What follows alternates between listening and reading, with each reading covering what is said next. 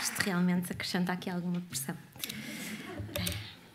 E, entretanto, eu estava a ler e troquei a ordem das páginas, portanto, ok. Olá, o meu nome é Isa.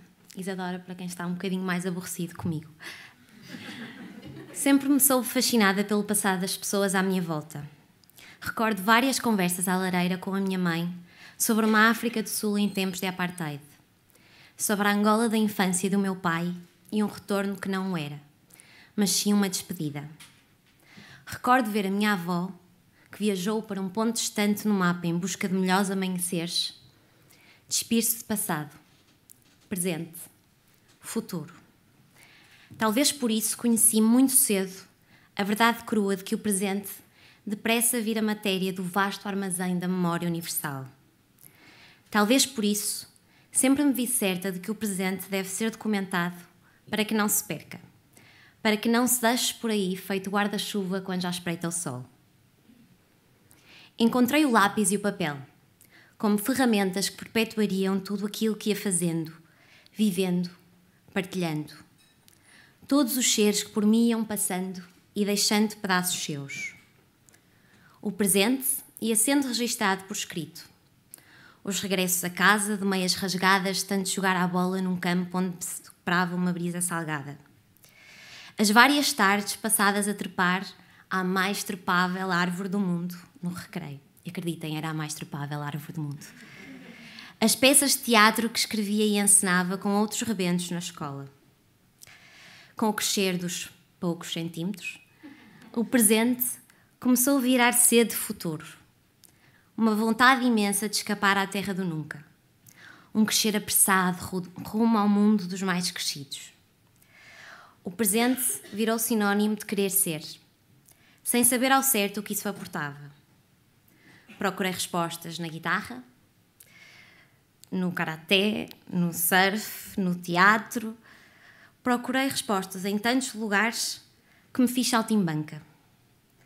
Só na faculdade, quando conheci o Porto como meu e fiz minha uma casa que não aquela em que enchia as paredes de certos do que ia lendo ou de músicas que ia ouvindo, conheci a palavra compromisso. Partilhei teto com dois seres que não pertencem à frase tudo passa e conheci quem tornasse palpável a noção de que no mundo há realmente pessoas que são uma extensão de nós próprios.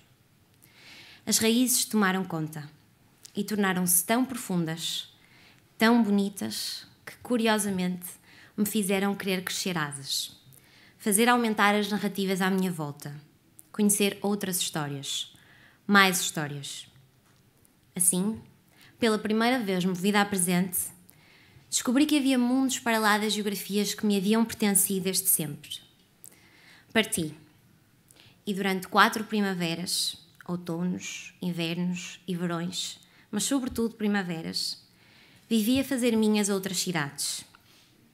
Em Cagliari, Itália, encontrei em seres de pontos tão diversos no mapa a maior e mais bonita família inventada que nunca poderia ter sido eu a inventar. Encontrei a Aditi, ser das terras altas do Nepal, e o poder das pequenas coisas na construção de pontes.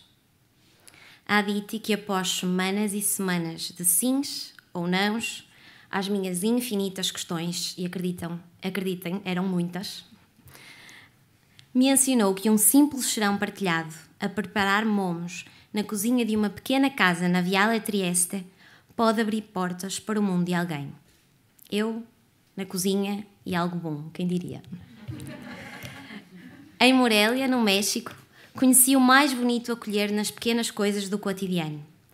De quem nas alegres convivanes passa os pesos de mão em mão até chegarem ao condutor.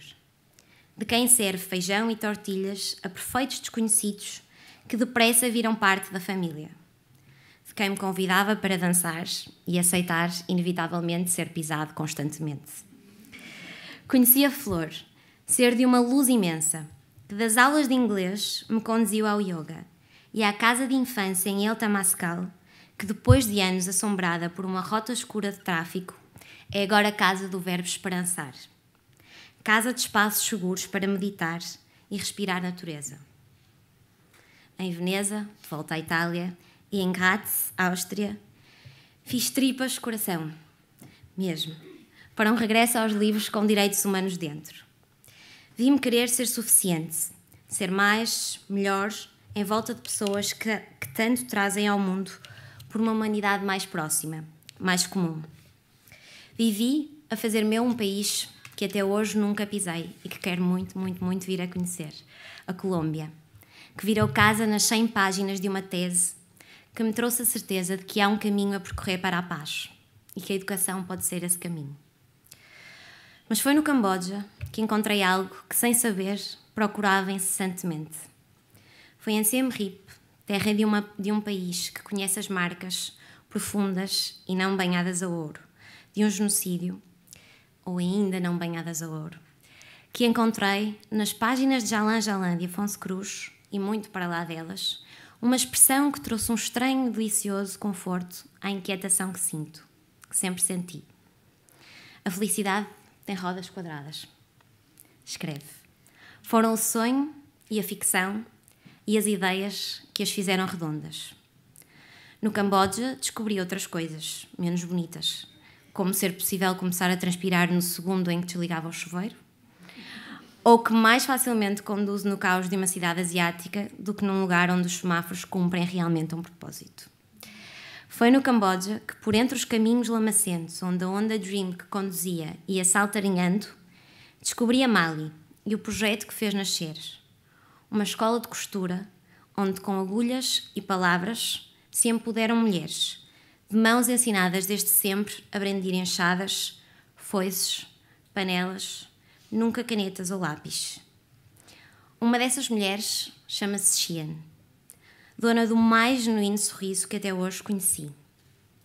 Não sei ao certo se tinha 30, 32, 33 anos, não conta, não importa.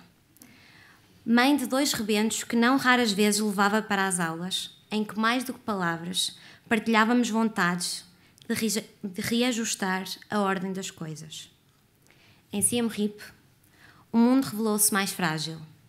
E ainda assim, com os ananases que me iam sendo oferecidos pela senhora ao fundo da rua onde morava e as buzinas que soltavam bons dias, o mundo revelou-se desassossegadamente bonito.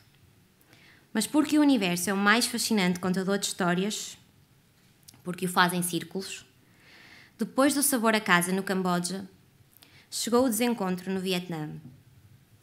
A casa onde vivia era um estranho reflexo disso, plena de janelas que não abriam.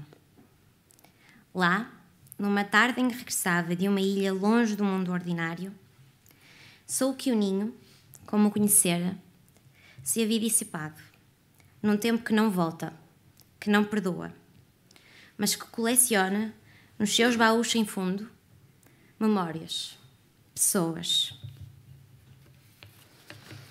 O universo quis recordar-me que as despedidas têm um preço e que a distância pode ser para sempre.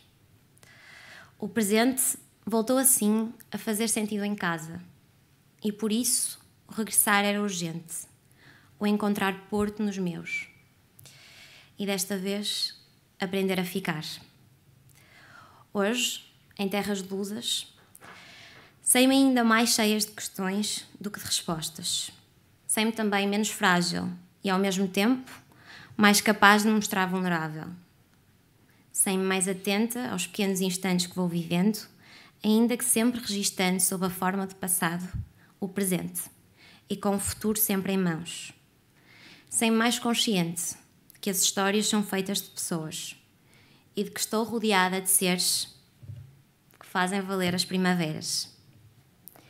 Sei-me como Crisóstomo, personagem de Walter Ugumem.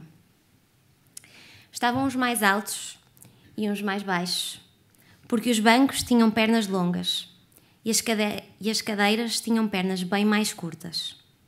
Com o mais alto e o mais baixo de cada um, a mesa tão improvisada tinha o popular dos arraiais. Parecia um carrossel de gente em torno das cores alegres dos pratos e das comidas. Faltava que girasse. Tinha de ser uma festa. Talvez fosse mesmo uma festa. Porque sobre as dores de cada um se celebravam de algum modo as partilhas, a disponibilidade cada vez mais presente da amizade. Estavam à mesa carregados de passado, mas alguém fora capaz de tornar o presente num momento intenso que nenhum dos convidados quereria perder. Naquele instante, nenhum dos convidados quereria ser outra pessoa. O Crisóstomo pensava nisso, em como acontece a qualquer um, num certo instante, não querer trocar de lugar com o rei ou rainha, nenhuns, de reino nenhum do planeta. Hoje estou certa de que este é um desses meus instantes. Obrigada.